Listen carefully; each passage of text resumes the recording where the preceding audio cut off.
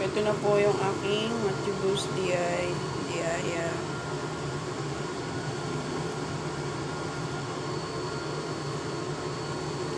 Hindi pa siya gaanong luto.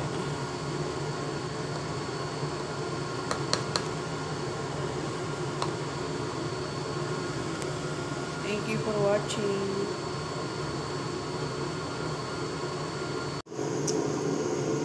Ang aking menu for today, Matubus Diay. Paglagay ko ng sibuyas, nilalagay ko na siya ng kurkum.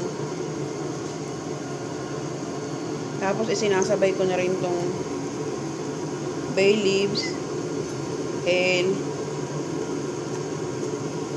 mismar at saka yung cinnamon stick.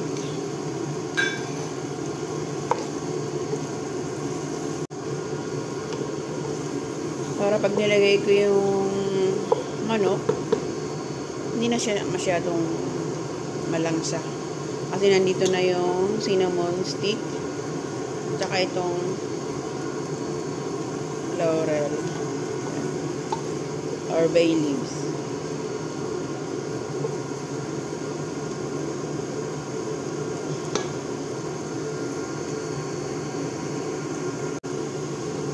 Hintayin ko lang hanggang sa mag-soak yung yung onion. Saka ko ilalagay yung garlic at ginger.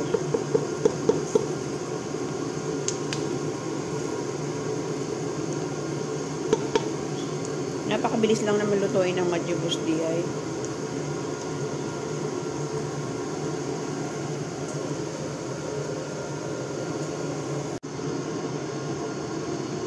Ayan, wala na siyang sabaw. Ngayon, natuyo na yung kanyang tubig. Pwede ko na ilagay yung kanyang ingredients. So, ayan, pinagsama-sama ko na siya dyan para isang buhos lang.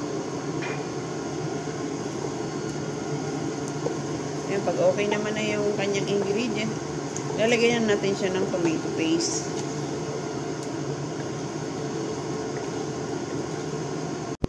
So, ayan, ilagay ko na yung kanyang mga ingredients. Ilagay ko naman siya ng tomato paste. Isang pack ang nilalagay ko sa kanya para makulay.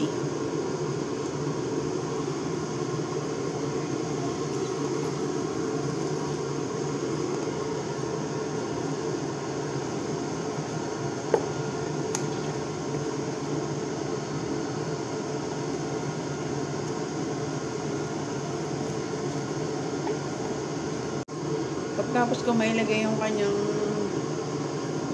ingredients at saka yung tomato paste, lagyan natin ng hot water hanggang sa matakpan lang yung manok. Ayan. Tapos hintayin lang natin siyang kumulo ulit kasi yung manok ay luto na naman. Saka natin siya lalagyan ng asin.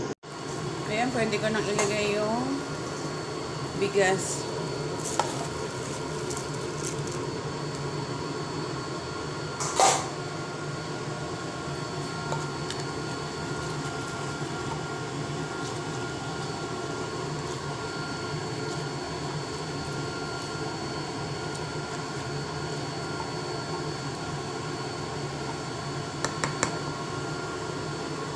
Hintayin ko lang siya.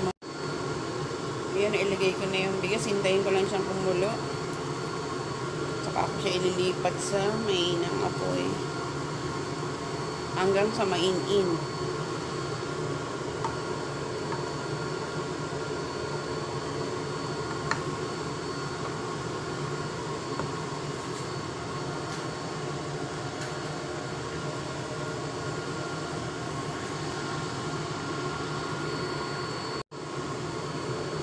Ito na po yung aking Matubus Diaya.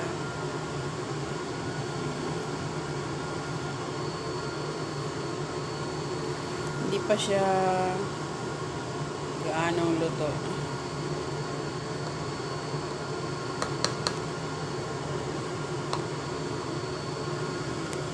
Thank you for watching.